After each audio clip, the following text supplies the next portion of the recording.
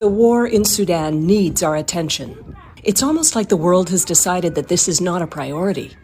You do not have 2 hours that pass in Khartoum without hearing gunshots. You do not have a single day or a single night that passes without hearing the sound of bombs. Whether it's shelling or airstrikes, it's every day.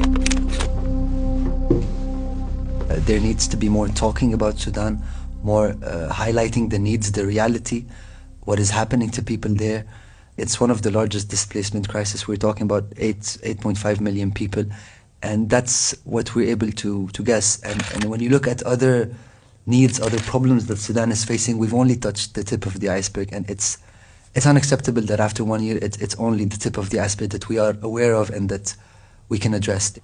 The longer it is left like this, the worse it is for people, and it can also have regional ramifications and spillovers. So there needs to be more attention, and there needs to be more decisive action when it comes to access.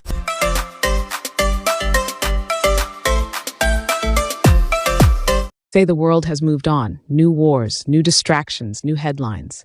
But in Darfur, the blood is still fresh and the silence is louder than the screams. 14 million people displaced, 150,000 dead, and every passing day that number grows. Yet no breaking news, no hashtags trending, just quiet. Deadly silence. Where is the world? The war in Sudan began in April 2023, when two generals turned on each other. Abdel Fattah al-Burhan and Mohammed Hamdan Dagalo, once partners, now enemies. But Darfur? Darfur is an older wound, one that never healed. In the early 2000s, the world called it genocide. The Janjaweed militia, supported by the government, burned villages, raped women, and slaughtered men. Back then, the world at least noticed. George Clooney showed up, UN peacekeepers came, there were headlines, protests, sanctions. But what about now? Now, in 2025, the same terror has returned, more brutal, more organized, more forgotten. The Rapid Support Forces, a rebranded Janjaweed, have launched ethnic massacres in Darfur. They target the Masalit people, entire families wiped out overnight.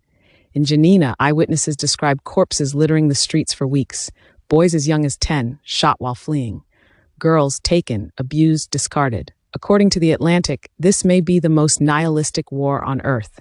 Why? Because there's no strategy, no plan, just destruction. And unlike Gaza or Ukraine, there are no cameras, no diplomats, no outrage.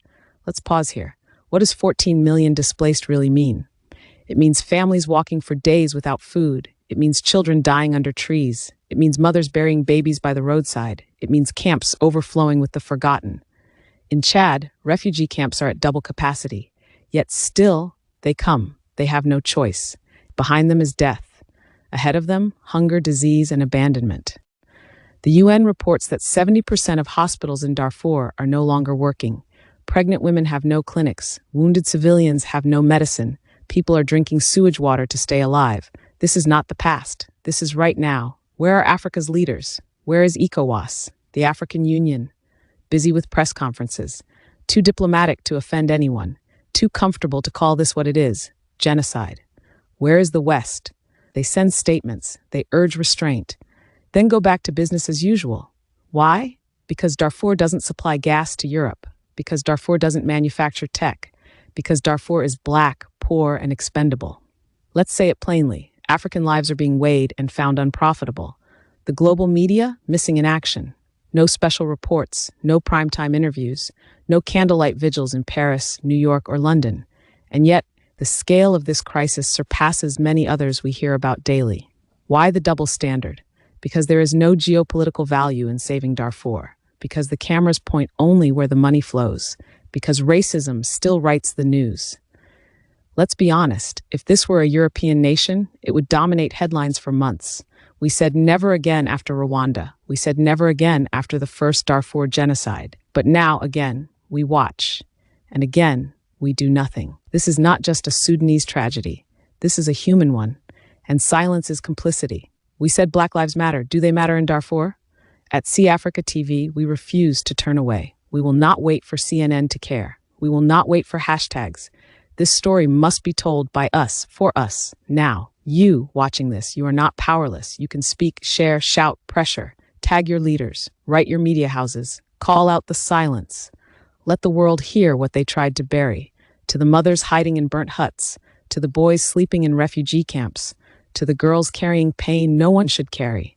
We see you, we believe you, and we will not be silent. See Africa TV, telling the stories others bury.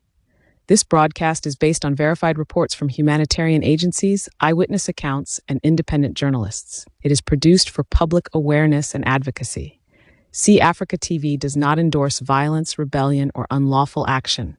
We urge all viewers to seek peace and justice through lawful, moral, and peaceful means.